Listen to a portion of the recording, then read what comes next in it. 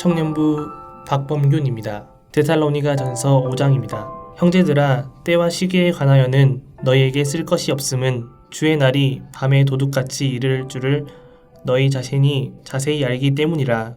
그들이 평안하다 안전하다 할 그때에 임신한 여자에게 해산의 고통이 이름과 같이 멸망이 갑자기 그들에게 이르리니 결코 피하지 못하리라.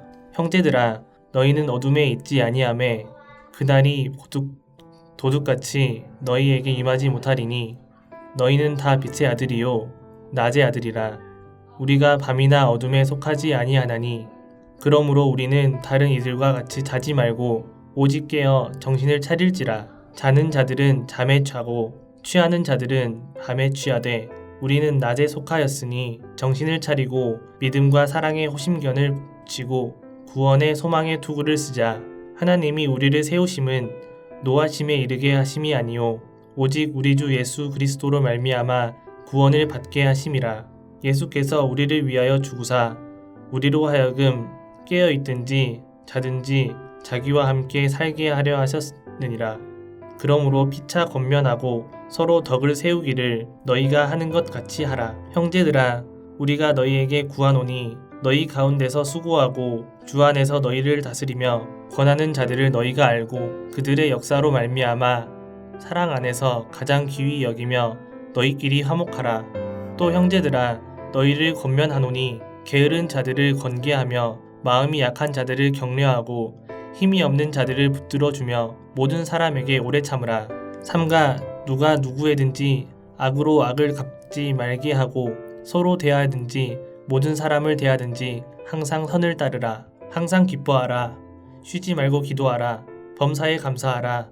이것이 그리스도 예수 안에서 너희를 향하신 하나님의 뜻이니라. 성령을 소멸하지 말며 예언을 멸시하지 말고 범사에 헤아려 좋은 것을 취하고 악은 어떠한 모양이라도 버리라. 평강의 하나님이 친히 너희를 온전히 거룩하게 하시고 또 너희의 온 영과 혼과 몸이 우리 주 예수 그리스도께서 강림하실 때에 흠없게 보존되기를 원하노라.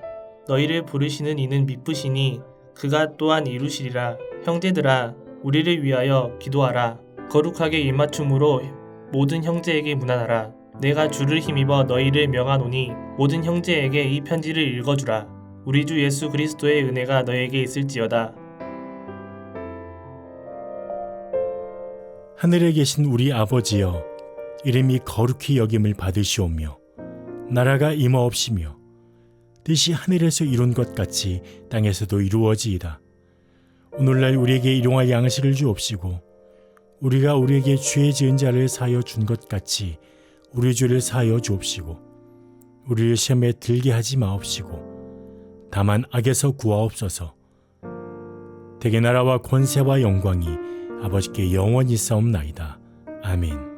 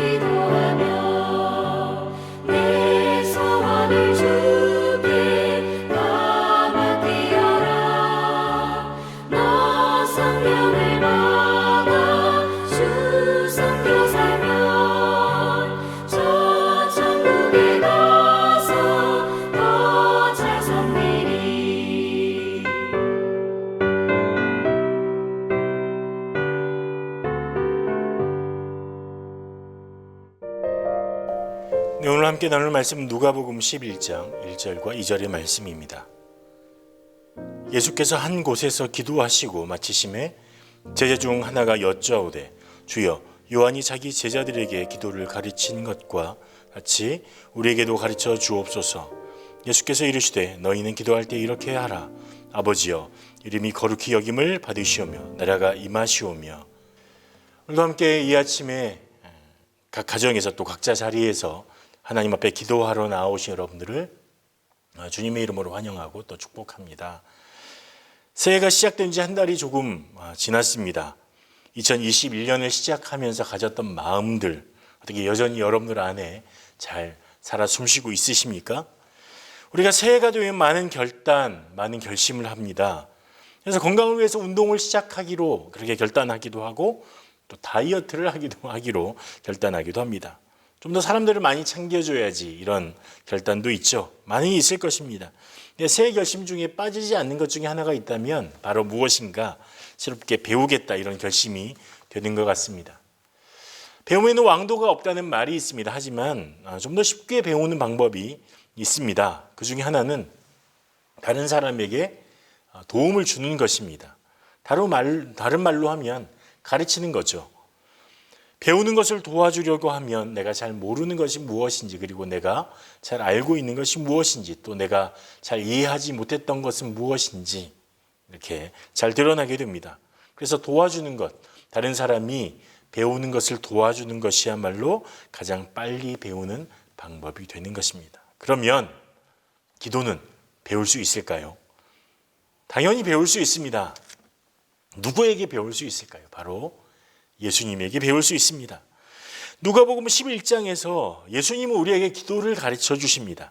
1절에 보면 예수께서 한 곳에서 기도하시고 마치심에 제자 중 하나가 여짜오되 주여 요한이 자기 제자들에게 기도를 가르친 것과 같이 우리에게도 가르쳐 주옵소서라고 요청합니다.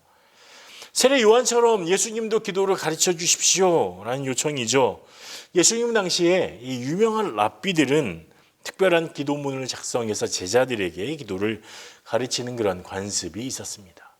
세례 요한도 그렇게 행했고 제자들은 예수님에게도 그렇게 요청하고 있습니다.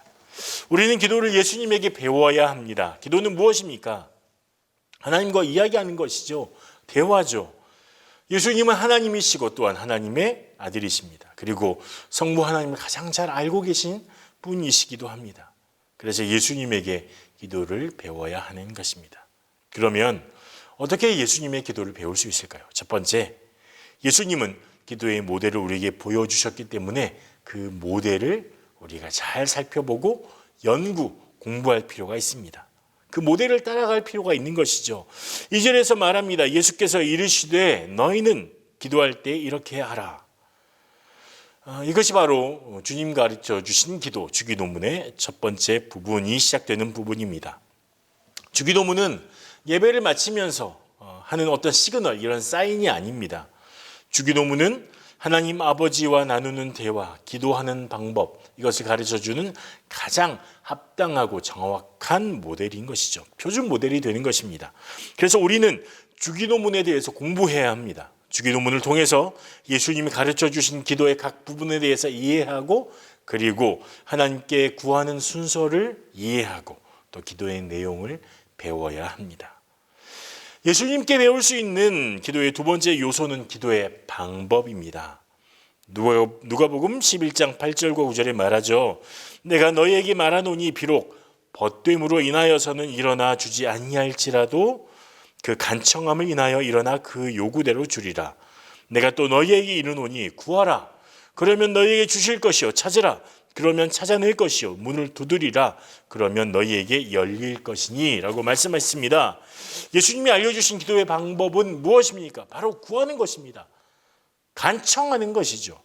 구하면 주신다고 하셨습니다. 찾으면 찾아낼 것이라고 말씀하셨습니다. 문을 두드리면 열릴 것이라고 말씀하셨죠. 이것이 바로 기도의 방법인 것이죠. 오늘 하나님 아버지께 구하고 찾고 두드림으로 간청의 기도를 드리는 여러분 되시기를 축복합니다. 예수님께 배우는 기도의 세 번째 요소는 기도의 최고의 그리고 최선의 응답이 바로 성령인 것을 아는 것입니다. 우리는 내가 원하는 결과를 위해서 기도합니다. 자녀의 건강과 안녕, 또 대입에 합격하는 것, 또 가정의 사업의 형통함, 건강, 수많은 것들을 위해서 기도하죠. 그런데 이 기도의 결과물은 거기에 머무르는 것이 아닙니다. 정말 궁극적인 기도의 결과물은 무엇이냐? 바로 성령의 은혜를 만나는 것, 성령 충만하게 되는 것입니다. 기도는 하나님과의 대화라고 했습니다. 하나님과 이야기하며 하나님의 뜻을 알게 됩니다. 하나님의 뜻을 이해하게 됩니다.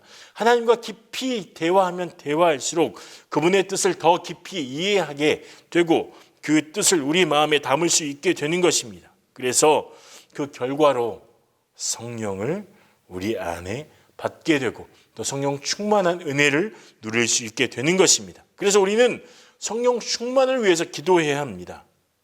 이 성령 충만은 뭔가 열정적인 것, 그런 것이 아니죠. 성령으로 말미암아 내 삶에서 하나님의 말씀의 열매가 맺어지는 것이 바로 성령 충만입니다. 갈라디아서 5장 22절에서 25절은 이렇게 말씀합니다. 오직 성령의 열매는 사랑과 희락과 화평과 오래 참음과 자비와 양선과 충성과 온유와 절제니 이 같은 것을 금지할 법이 없느니라. 그리스도 예수의 사람들은 육체와 함께 그 정욕과 탐심을 십자가에 못 박았느니라. 만일 우리가 성령으로 살면 또한 성령으로 행할지니. 성령은 어떤 열정적인 상태를 이야기하는 것이 아니라 우리가 기도해서 성령을 받으면, 성령 충만함을 받으면 성령으로 사는 것, 바로 성령의 열매를 맺는 삶을 사는 것으로 나아가는 것입니다.